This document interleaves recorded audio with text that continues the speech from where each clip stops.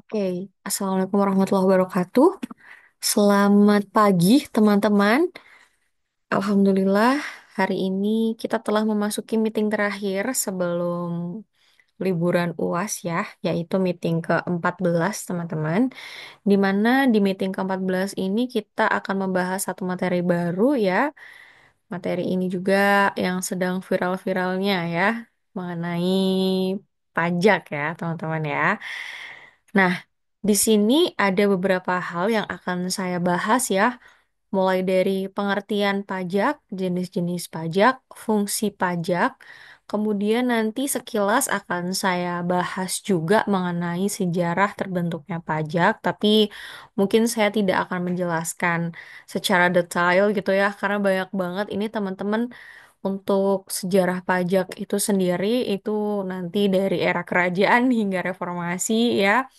Ada juga nanti pajak di era kolonial, kemerdekaan ya, sampai akhirnya berlaku pajak di era sekarang gitu. Jadi nanti kita bahas sekilas aja karena banyak banget juga.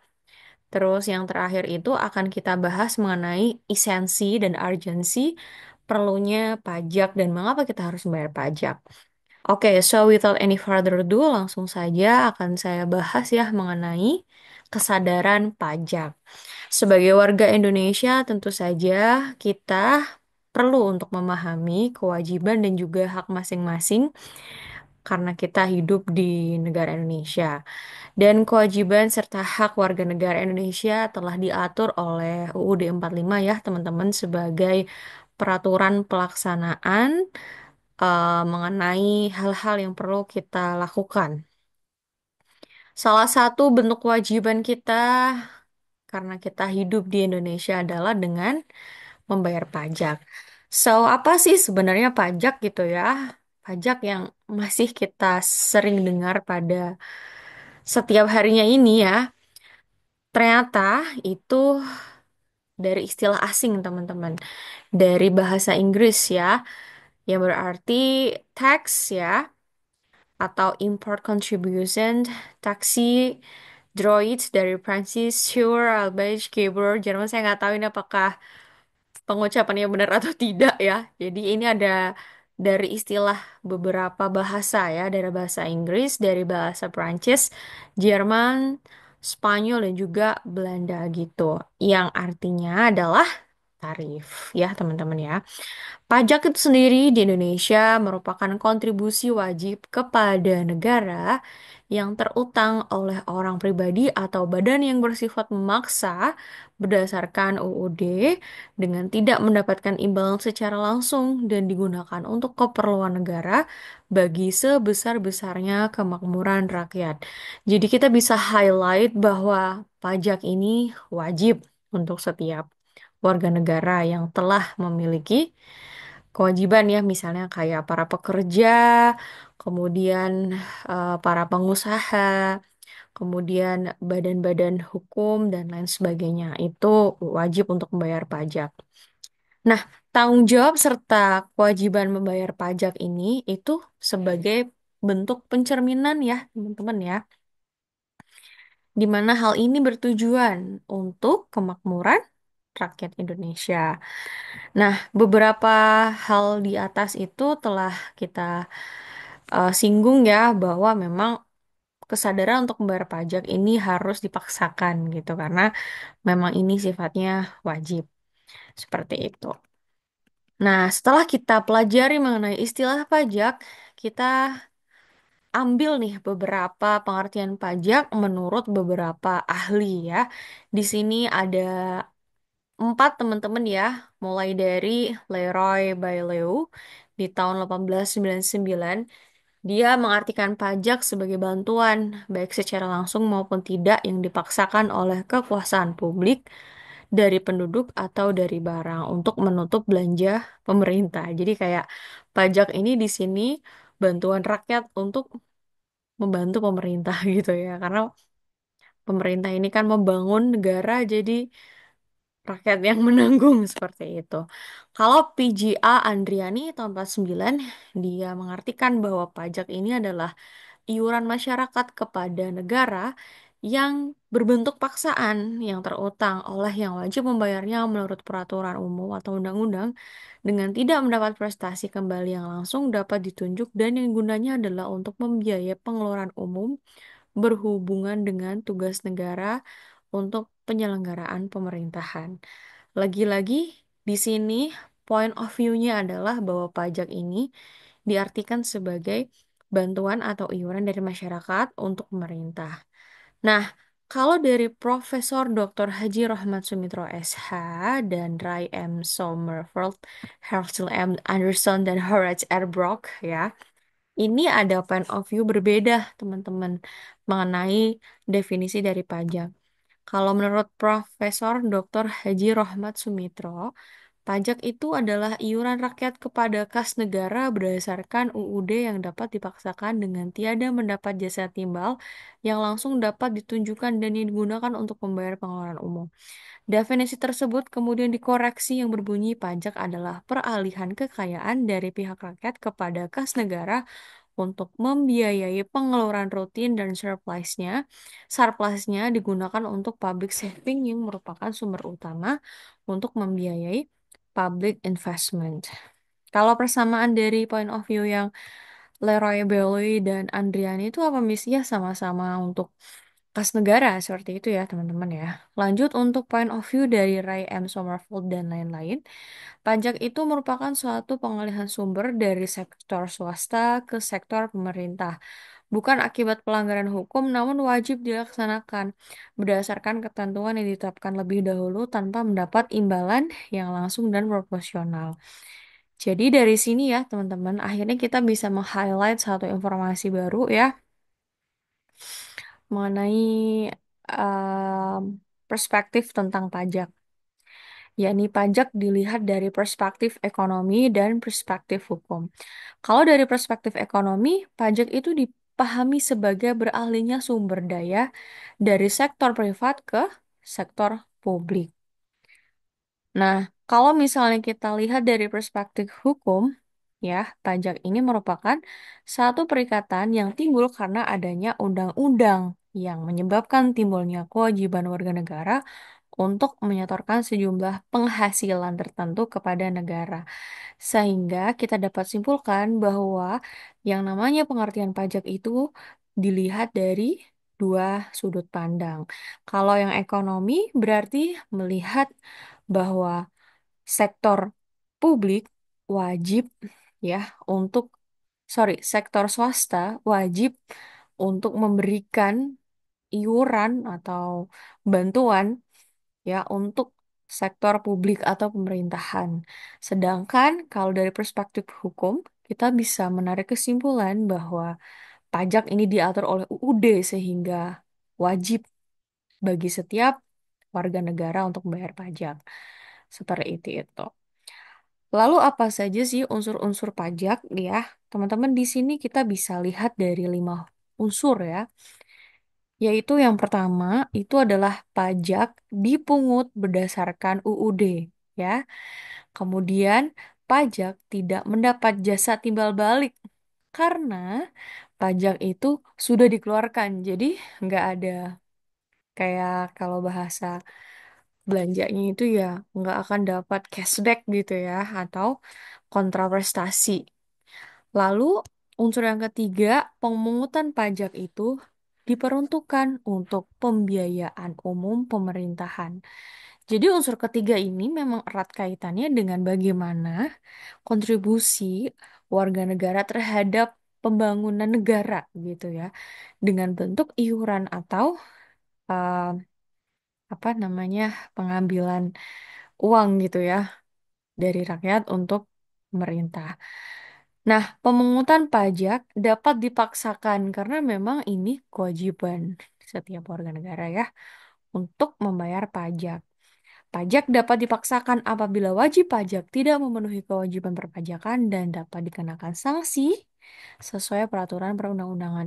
Tetapi ini kita bisa lihat ya ada beberapa kayak pertimbangan gitu bahwa setiap warga negara wajib bayar pajak itu ya salah satunya adalah dia memiliki umur ya yang sudah 17 tahun ke atas yang sudah bekerja, sorry, yang sudah bekerja, yang punya usaha, yang punya badan penyelenggaraan usaha, dan lain sebagainya gitu. Jadi kalau anak kecil masih sekolah, itu tidak bayar pajak ya teman-teman ya.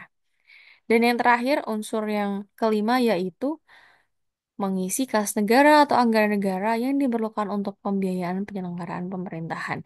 Jadi kelima unsur ini sangat penting ya untuk teman-teman ketahui bahwa kelima unsur ini merupakan unsur-unsur yang eh, yang mengadakan adanya pajak seperti itu. Lalu setelah mengetahui unsurnya, kira-kira ada beberapa jenis sih pajak itu gitu ya. Kalau kita lihat ya teman-teman, di sini sebenarnya pajak itu ada 5 ya teman-teman ya. Cuman 5 itu nanti akan banyak lagi gitu di dalamnya ya. Coba kita bahas satu persatu ya. Jenis pajak yang pertama itu adalah pajak PPh. Jadi PPh itu adalah pajak yang dikenakan kepada orang pribadi atau badan atas penghasilan yang diterima atau diperoleh dalam 1 tahun pajak. Ini biasanya berlaku untuk orang-orang yang bekerja ya, teman-teman di PT ataupun di beberapa lembaga yang formal seperti itu. Lanjut untuk pajak pertambahan nilai atau PPN.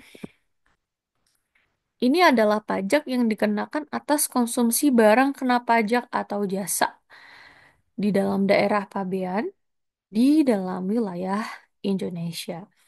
Jadi misalnya PPN itu berlaku di restoran gitu. Kalau teman-teman pernah makan Solaria ataupun di Miramen ataupun di Gacoan gitu ya.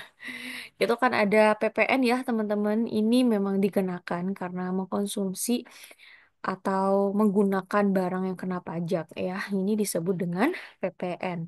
Lalu ada pajak penjualan atas barang mewah. Nah, ini yang masih viral ya. Kemarin teman-teman naik sebesar 12%, ya kan? Jadi memang PPNBM ini dikhususkan untuk barang-barang mewah. Misalnya kayak jet pribadi kayak gitu ya. Kemudian mall, mall yang punya apa ya toko branded gitu ya, itu kan tergolong mewah ya teman-teman. Untuk nominalnya sendiri mungkin di atas 1 M itu akan dikenakan pajak PPNBM selain pajak PPN saja ya. Jadi nanti PPN-nya naik sebesar 12% sejak Januari 2025. Nah, ini bisa teman-teman baca sendiri ya yang dimaksud dengan pajak barang yang mewah itu apa saja ya. Lanjut untuk bea materai. Jadi bea materai itu adalah pajak yang dikenakan atas pemanfaatan dokumen seperti surat perjanjian, akta notaris, serta kwitansi pembayaran, surat berharga, dan efek yang memuat jumlah uang atau nominal di atas jumlah tertentu sesuai dengan kemampuan. Dan yang terakhir adalah pajak bumi dan bangunan. Ini setiap kepala keluarga ya biasanya yang telah memiliki rumah gitu ya teman-teman ataupun pemilik kendaraan gitu ya. Jadi ini akan dikenakan pajak PBB. Jadi pajak PBB itu adalah pajak yang dikenakan atas kepemilikan atau pemanfaatan tanah atas bangunan gitu. Jadi mulai jadi 1 Januari 2010 itu PBB, perdesaan dan perkotaan menjadi pajak daerah sepanjang peraturan PBB. Kemudian pajak-pajak yang dipungut oleh pemerintah daerah ya, baik provinsi maupun kota, itu kalau lihat dari provinsi itu ada pajak kendaraan bermotor, bea balik nama, ini yang mahal banget.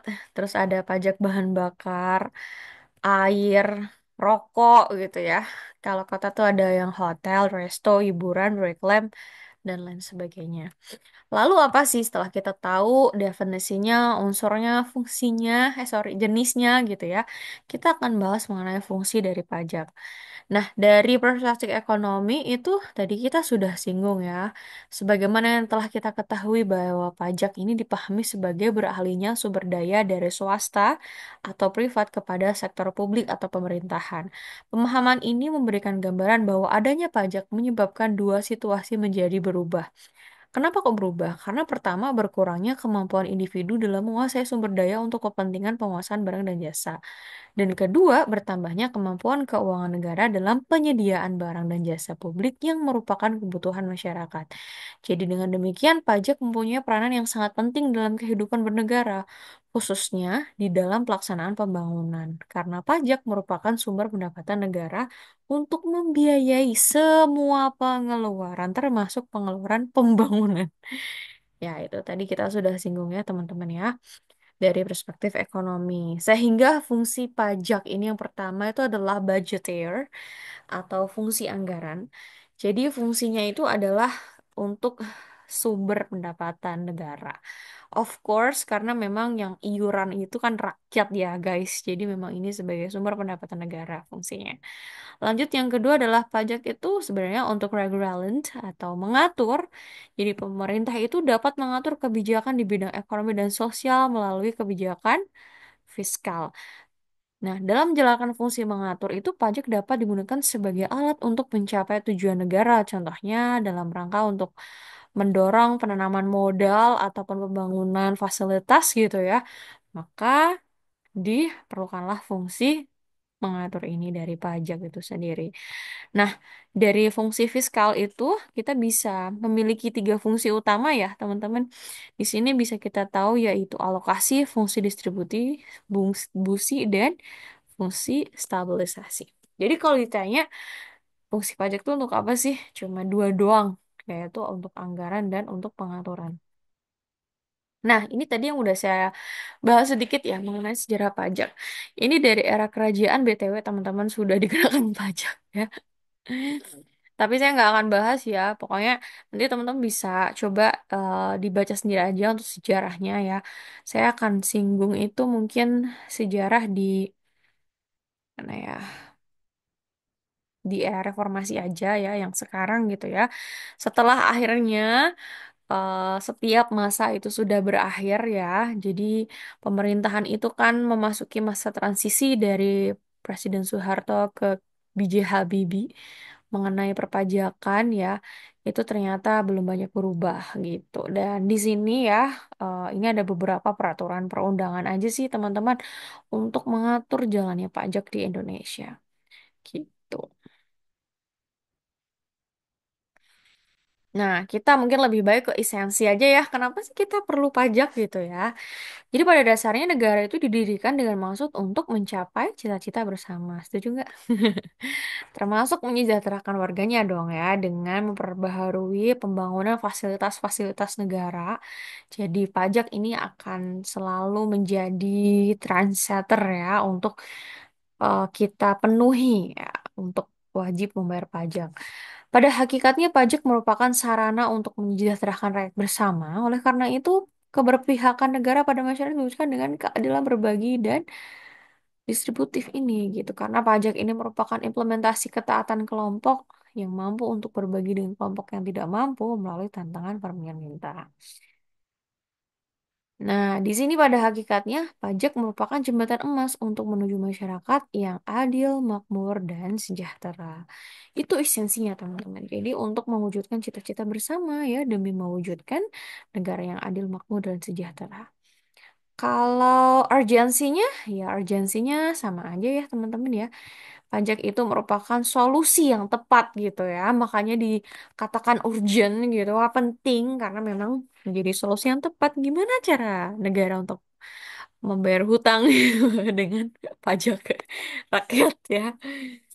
Lalu kesadaran wajib pajak dalam membayar pajak. Pajak diperlukan sebagai solusi bagi keterbatasan dana pembangunan dari sebuah pemerintahan yang tujuan utamanya adalah untuk menyejahterakan masyarakat.